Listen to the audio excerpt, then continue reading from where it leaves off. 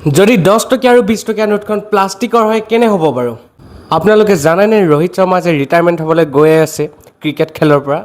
নমস্কাৰ বন্ধুসকল স্বাগতম জনাইছোঁ এটা নতুন ভিডিঅ'লৈ লৈ আহিছোঁ দুটা নতুন তথ্যৰ সৈতে আপোনালোকৰ আগলৈ আৰু ভিডিঅ'টো যদি ভাল লাগে লাইক কৰি দিব আৰু কমেণ্ট এটা কৰি দিব আৰু পাৰিলে শ্বেয়াৰ কৰি দিব আপোনালোকে চেনেলটো ছাবস্ক্ৰাইব কৰি ল'ব যাতে এনেকুৱা ধৰণৰ ভিডিঅ'বোৰ আপোনালোকে পায় আৰু এটা সৰু মৰম দিছে বুলি মই ভাবি ল'ম গতিকে বলকচোন বন্ধুসকল আজি ভিডিঅ'টো আৰম্ভ কৰোঁ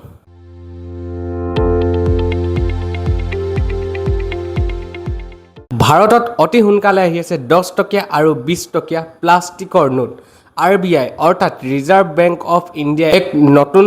প্ৰতিবেদন জাৰি কৰিছে যে 2027 চনৰ পৰা নতুন 10 টকীয়া আৰু 20 টকীয়া প্লাষ্টিকৰ নোট তৈয়াৰ কৰা হ'ব আৰু এই প্লাষ্টিকৰ নোটসমূহ প্ৰথমতে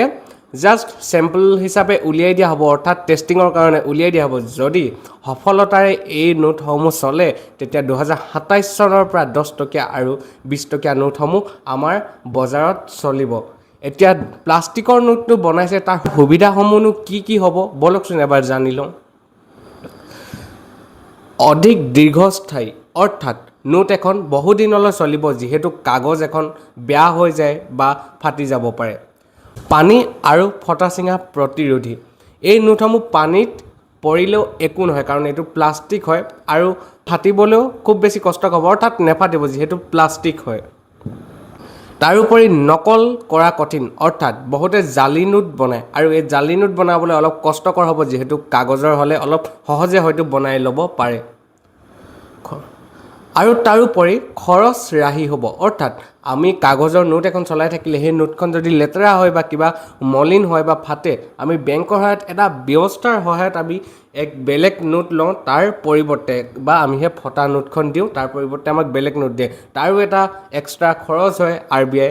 গতিকে এক নতুন প্লাষ্টিকৰ নোট তৈয়াৰ কৰা হৈছে আৰু যোনটো 2027 চনত আহিব বুলি সম্ভাৱনা খুবেই আছে বা আহিবই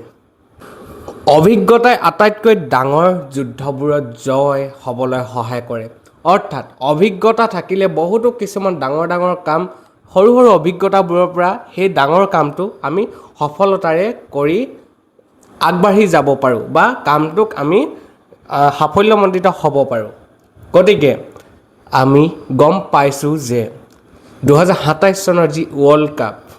আৰু সেই ৱৰ্ল্ড কাপত হয়তো ৰোহিত শৰ্মাই খেলিব নে নেখেলে ভাৰতৰ প্ৰাক্তন ক্ৰিকেটাৰ মহম্মদ কাইফে 2027 চনৰ এদিনীয়া বিশ্বকাপৰ বাবে ভাৰতৰ পৰিকল্পনাত ৰোহিত শৰ্মা আৰু বিৰাট কোহলি অন্তৰ্ভুক্ত হৈ থকাৰ সাপেক্ষে জোৰদাৰ যুক্তি আগবঢ়াইছে তেওঁ কয় যে বিদেশৰ প্ৰত্যাহ্বানজনক পৰিস্থিতিত অভিজ্ঞতা দলটোৰ অন্যতম ডাঙৰ শক্তি হ'ব ফুটবলৰ কিংবদন্তি লিঅনেল মেছিৰ সৈতে তুলনা কৰি কাইফে 2026 চনৰ ফিফা বিশ্বকাপৰ ফাইনেললৈ আৰ্জেণ্টিনাৰ যাত্ৰাৰ কথাও উল্লেখ কৰে ভাৰতৰ দীৰ্ঘম্যাদী এদিনীয়া পৰিকল্পনাক লৈ আলোচনা চলি থকাৰ সময়তে তেওঁ এই মন্তব্য আহিছে বহু অনুৰাগীয়ে যুৱ প্ৰতিভাক মূল মঞ্চত চাবলৈ আগ্ৰহী হোৱাৰ বিপৰীতে কাইফে বিশ্বাস কৰে যে যুৱশক্তি আৰু অভিজ্ঞতাই ইজনে সিজনৰ সৈতে প্ৰতিযোগিতা কৰাৰ পৰিৱৰ্তে পৰিপূৰক হোৱা উচিত অনুভৱী ক্ৰিকেটাৰ আৰু উদীয়মান তৰাসকলৰ সন্মিলন ঘটিলে ভাৰতৰ বিশ্বকাপ জিকাৰ সম্ভাৱনা আৰু অধিক শক্তিশালী হ'ব পাৰে কোনোবাই সন্মত হওক বা নহওক কাইফৰ তুলনাই ভাৰতীয় ক্ৰিকেটত এক গুৰুত্বপূৰ্ণ বিতৰ্ক পুনৰ সজীৱ কৰি তুলিছে আটাইতকৈ ডাঙৰ মঞ্চত অভিজ্ঞতা এতিয়াও নিৰ্ণায়ক কাৰক হ'ব পাৰিবনে আৰু আপুনি ভাবেনে 2027 চনৰ এদিনীয়া বিশ্বকাপৰ বাবে ৰোহিত শৰ্মা আৰু বিৰাট কোহলি ভাৰতীয় দলৰ অংশ হোৱা উচিত সেইটো আপোনালোকে কমেণ্ট কৰি জনাবচোন আপোনালোকৰ মন্তব্যটো জনাব যে আমিও জানিব বিচাৰোঁ যে আপোনালোকে চাব বিচাৰে নে নিবিচাৰে তেওঁলোকক সেই